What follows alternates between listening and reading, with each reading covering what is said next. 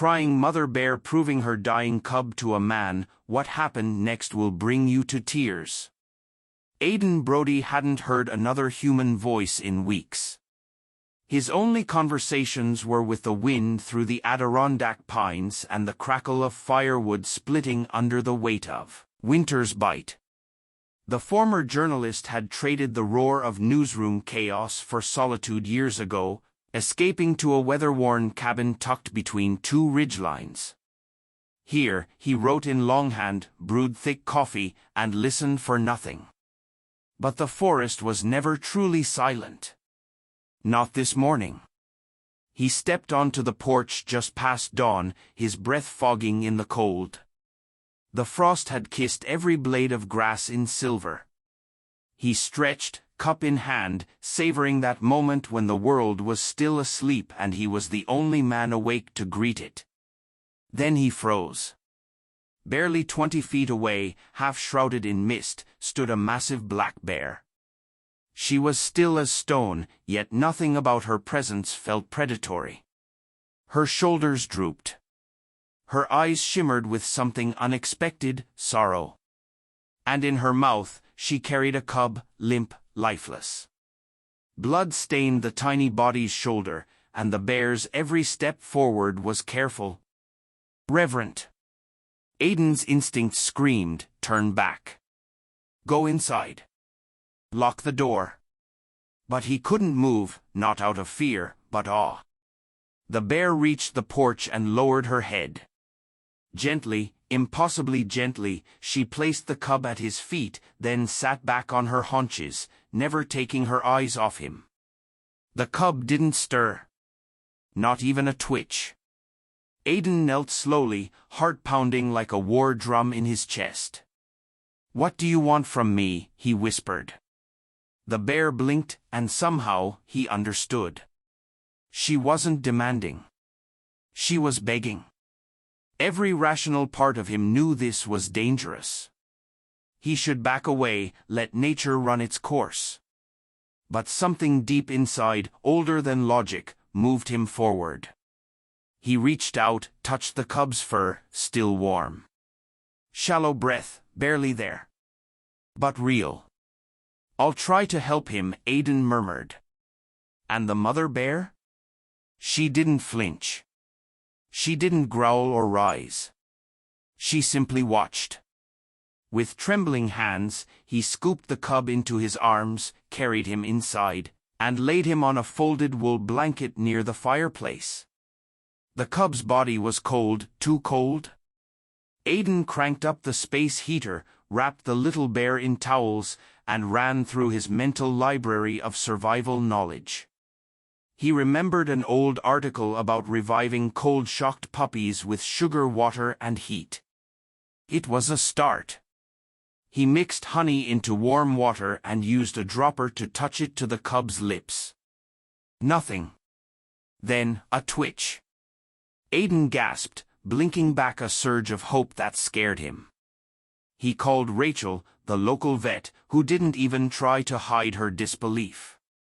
Aidan, are you saying a black bear brought you her cub?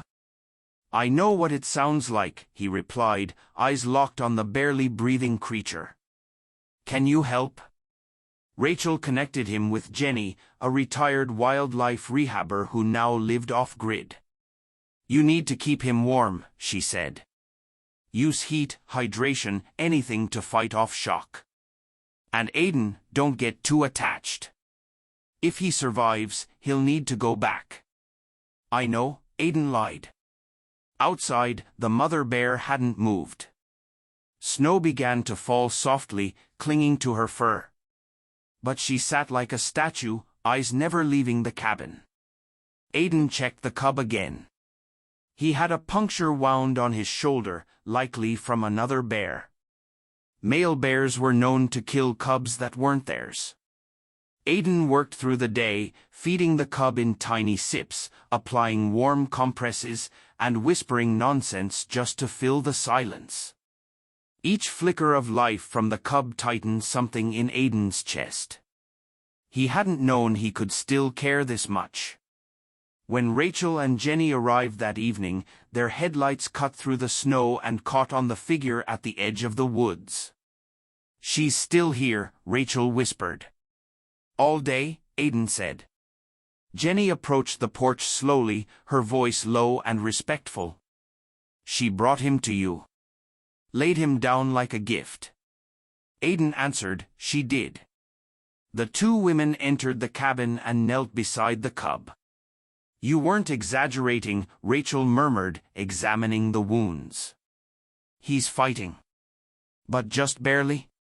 Jenny administered antibiotics and helped Aidan adjust the makeshift warming bed. "He's lucky," she said softly. "Not just to be alive, but to have found you." Night fell, and Aidan offered them the guest room, but neither stayed. Rachel had another emergency, and Jenny, true to form, preferred her own bed deep in the woods. When they left, Aidan stood by the window, watching the mother bear, who had now moved only slightly. She hadn't eaten, hadn't slept, just waited. Aidan named the cub Baxter that night.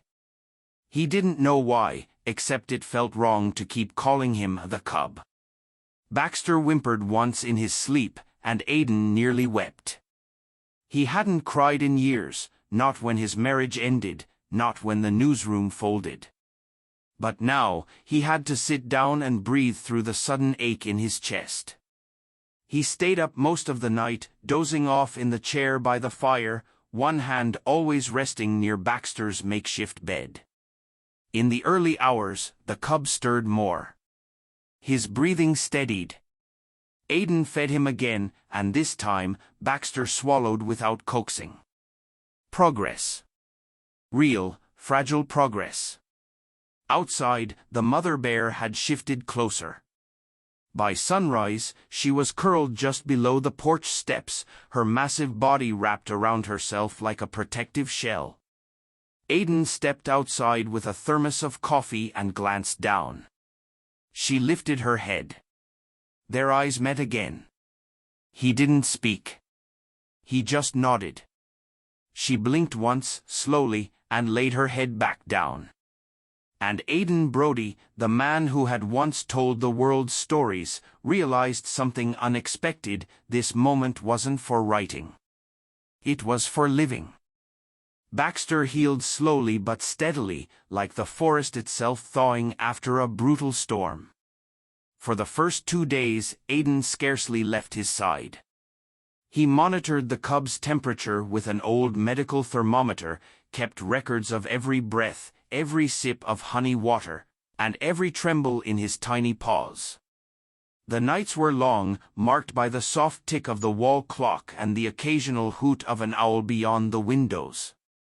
Baxter cried out in his sleep sometimes, a high-pitched, fragile sound that pierced Aidan more deeply than he cared to admit. He soothed the cub with his voice, unsure if Baxter understood, but knowing instinctively that sound, any sound, might keep the cold away. On the 4th day, the cub stood. It was a shaky, uneven movement, his legs quivering like saplings in the wind. Aidan held his breath. Baxter stumbled, collapsed onto the old braided rug, and gave a weak huff.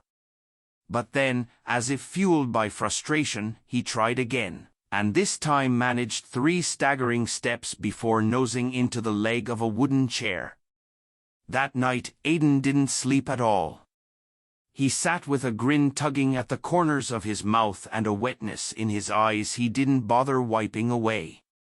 Outside, the mother bear remained. Each morning she'd be there. Each evening too. Sometimes she sat at the edge of the trees. Other times she came close enough that Aidan could hear her breathing. But she never crossed the invisible line between wild and domestic. Never tried to come in. She just watched, steadfast and still. Her dark eyes following Aidan's every move. Her body the very definition of silent trust. Aidan began talking to her during his morning coffee. It was absurd, he knew. But somehow, it helped. He'd step out with his thermos, lean against the porch post, and say things like, "He stood today. Didn't get far, but he's trying. You've got a tough little guy out there." She never responded, of course. But sometimes she'd blink slowly, and that was enough. The house, once a place of silence and solitude, grew warmer. Not just in temperature, but in feeling. Baxter explored more each day, his legs gaining strength, his eyes brightening.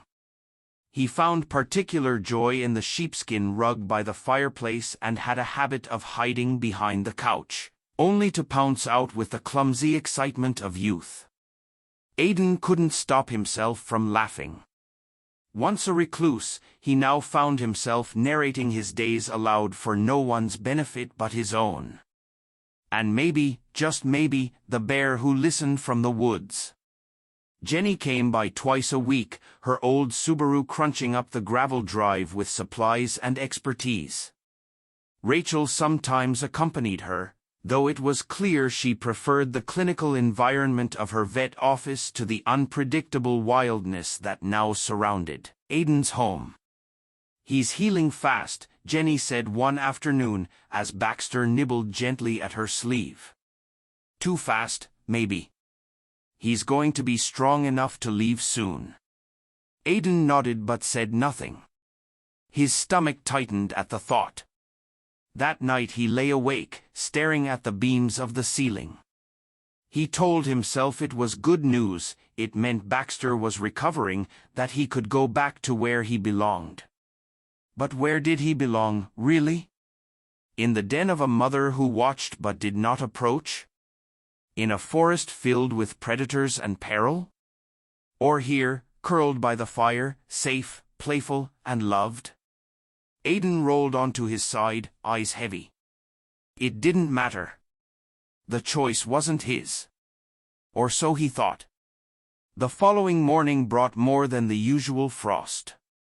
It brought trouble. Deputy Louise Gentry showed up unannounced, stepping out of her SUV with a clipboard and a polite but tense smile. Aidan met her on the porch, Baxter hidden inside. "Morning, Mr. Brody. Got a few questions for you." She was careful, courteous even, but the message was clear. Someone had reported unusual animal activity near Aidan's cabin. Wildlife services were involved. Protocols were being reviewed. And if confirmed, the bear and her cub might be relocated for public safety. "They think she's dangerous?" Aidan asked, unable to keep the sharpness from his voice. Louise raised her hand slightly.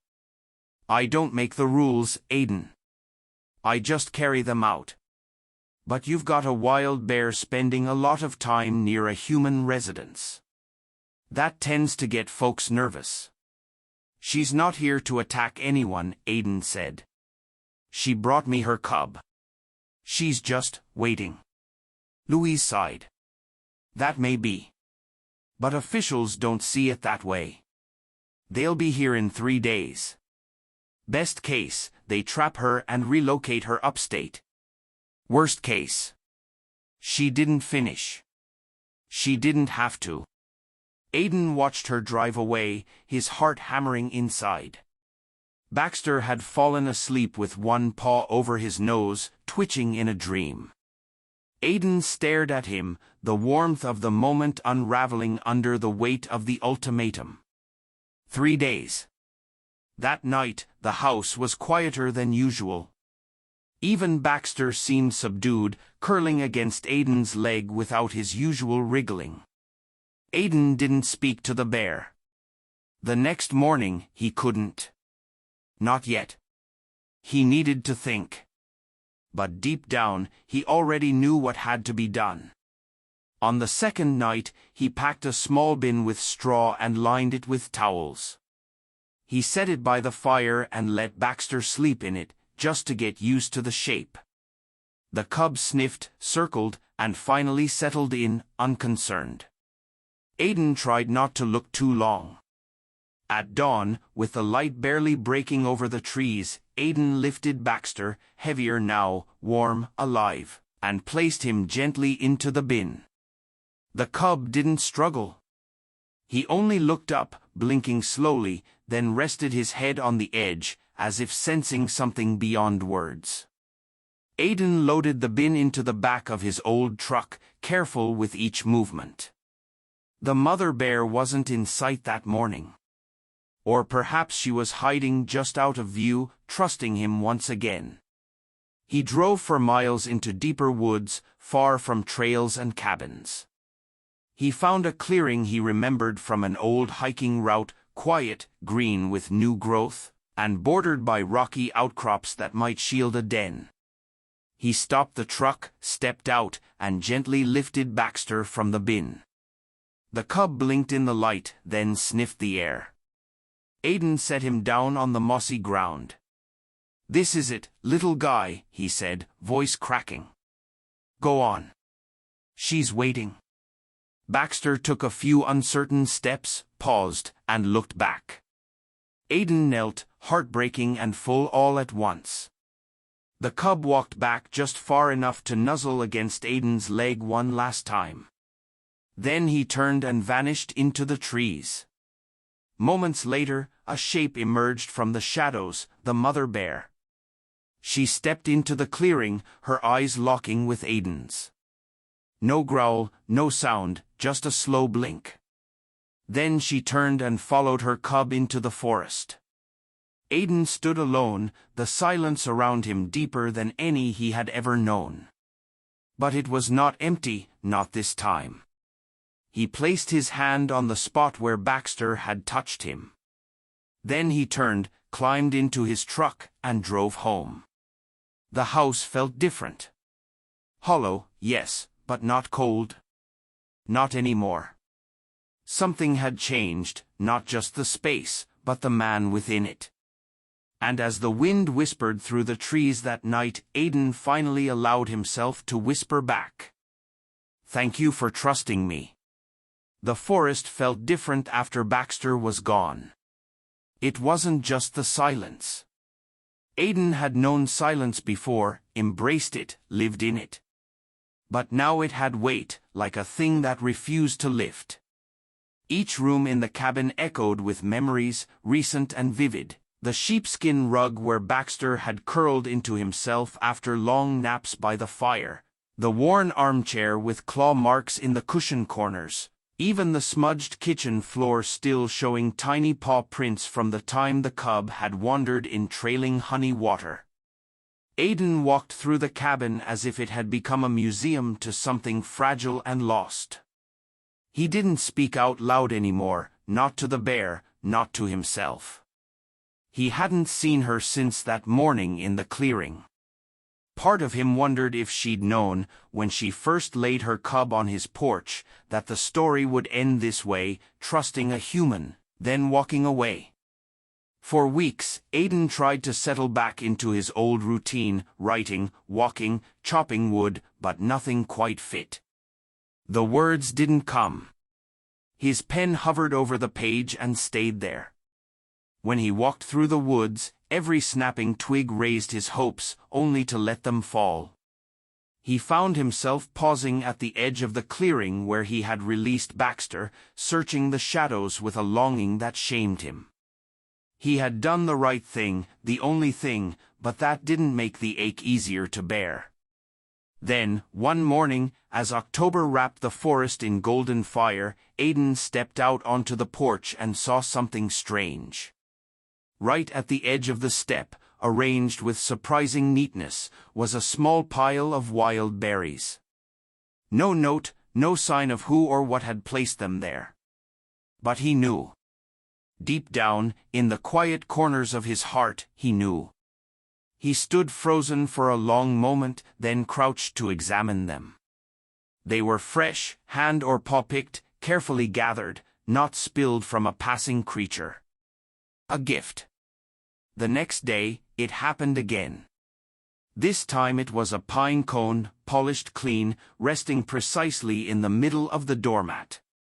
Aidan laughed, not loudly, but with a breath that felt like warmth for the first time in days.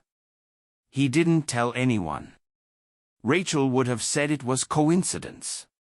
Jenny might have believed him, but would have warned him not to romanticize the wild. But Aidan didn't need validation. He only needed what he saw with his own eyes, and what he felt. That someone out there remembered.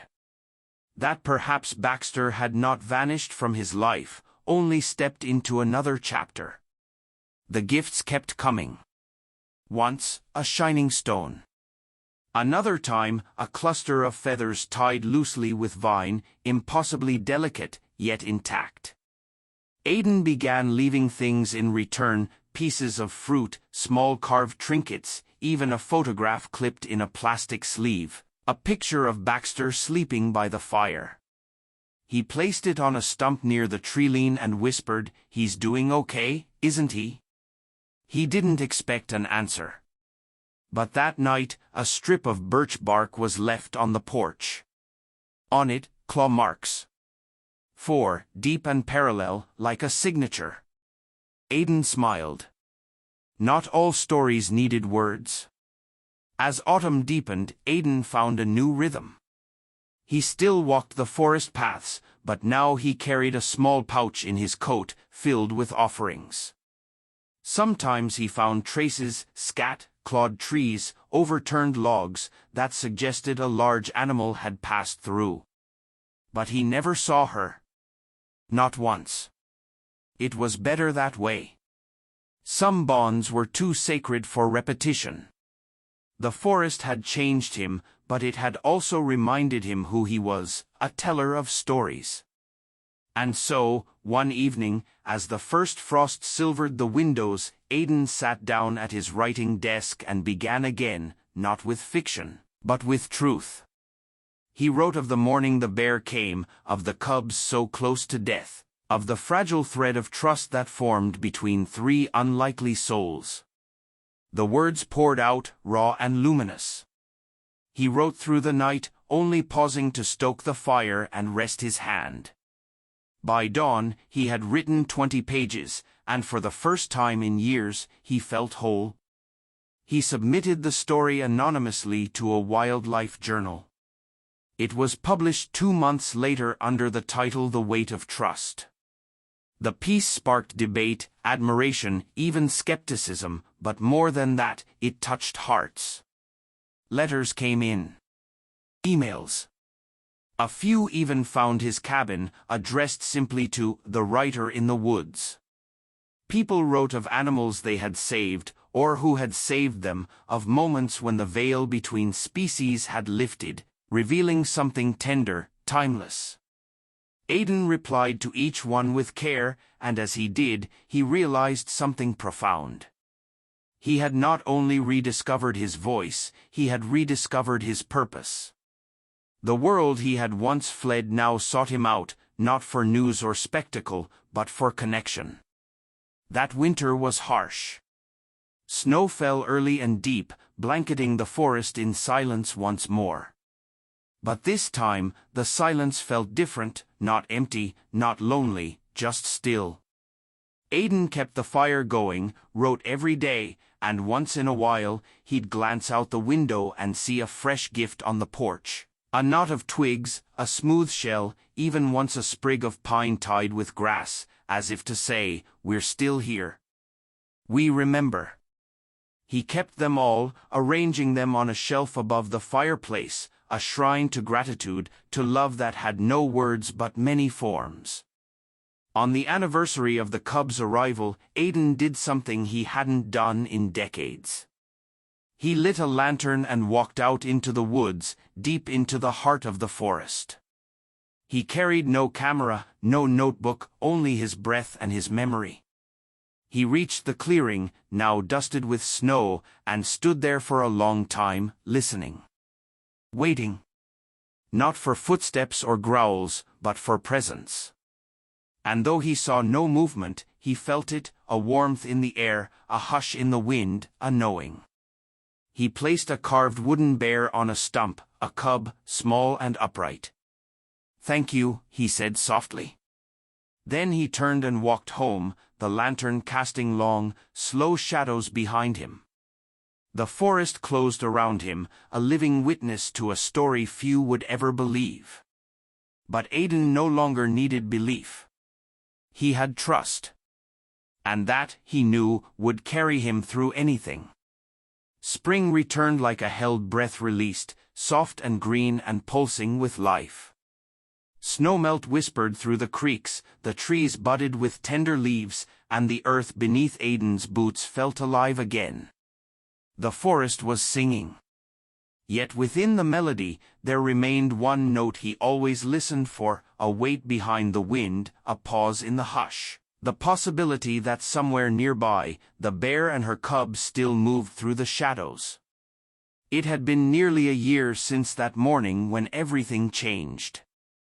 Aidan marked the date not by calendars but by sensation, the first morning warm enough to drink coffee on the porch without a coat, the exact pitch of birdsong that rose with the light. He sat there again now, steaming mug in hand, watching squirrels dart across the railing and woodpeckers drum against birch trunks. But this morning, something different had waited for him.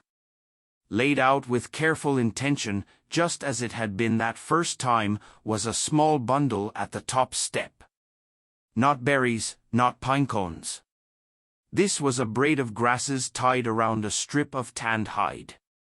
Attached to it, pressed between the folds, was a dark tuft of fur, familiar in texture and scent. Aidan touched it gently, and his throat tightened. Baxter. There was no question in his mind, the mother had returned with a message. Not of warning. Not of farewell. But of presence. Baxter lived. He was healthy. He was hers again. And somehow, through this ritual exchange, he was still Aidan's too. That evening, Aidan brought the gift inside, placing it beside the others on the mantel. The shelf had grown crowded over the year, each offering a note in a silent conversation that defied language. Yet every item told a story, and none more clearly than this one. Later, he sat at his desk and opened his journal. He didn't write a story this time. He wrote a letter, to no one, and to everything. He described the feel of Baxter's heartbeat that first night by the fire, the way the mother bear had watched with eyes that understood more than instinct, and the impossible beauty of letting go when every part of you wants to hold on. He wrote about how healing doesn't always happen where you expect, how sometimes, in giving life to another, you find your own returned. And he wrote about trust, the kind that passes not through words or promises, but through action and presence and breath. When he finished, he closed the journal and stepped outside.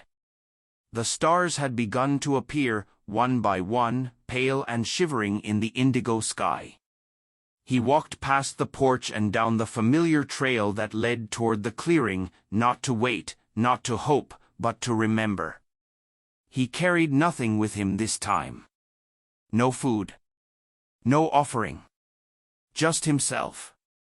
The trees swayed gently as he walked, as if bowing in acknowledgement. When he reached the clearing, he stood in silence, hands in his coat pockets, letting the forest speak around him. There was no sound of movement, no rustle in the underbrush. But again, that presence lingered, like breath against his neck, like a held gaze just out of sight. He closed his eyes and whispered, "Thank you for everything." And then he turned and walked back home. Days passed, then weeks. The gift ceased. But the silence they left was not empty.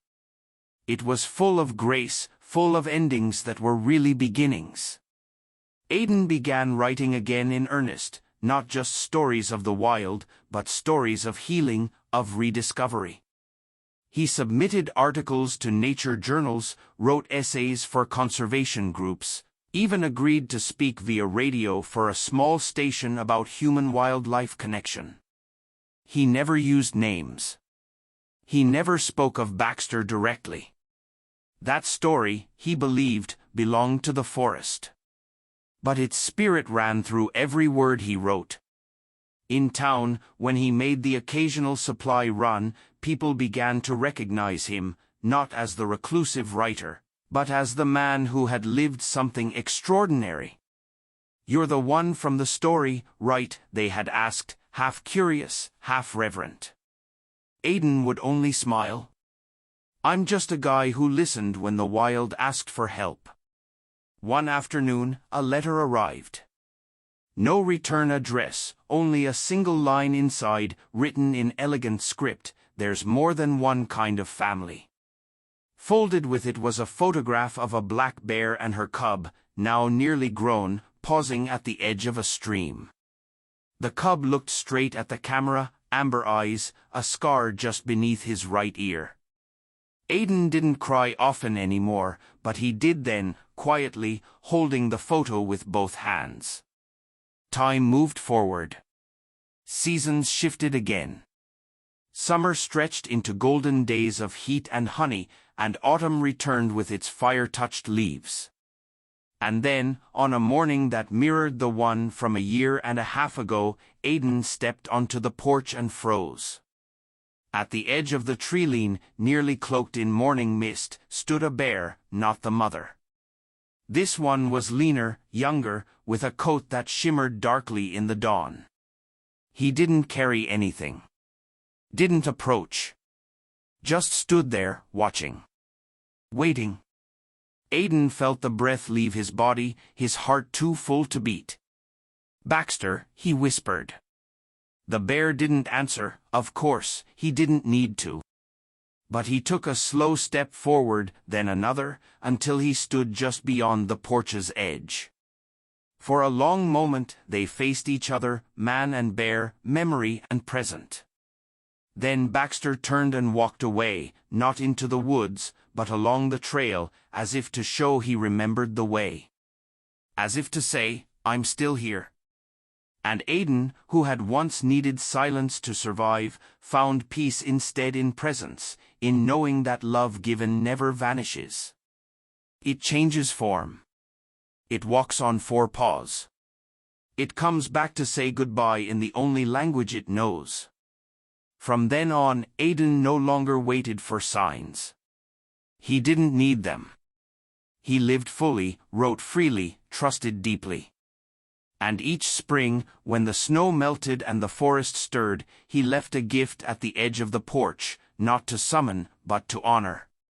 A carved wooden cub. A bit of honey in a jar. A photograph of a moment that changed his life. Because what began as a plea for help had become a testament to something greater. Not just survival, but connection. Not just instinct, but trust. And somewhere deep in the heart of the Adirondacks, the story lived on. Not in books or broadcasts, but in paw prints and footprints, side by side, fading into the mossy earth where love leaves its mark, and never truly disappears.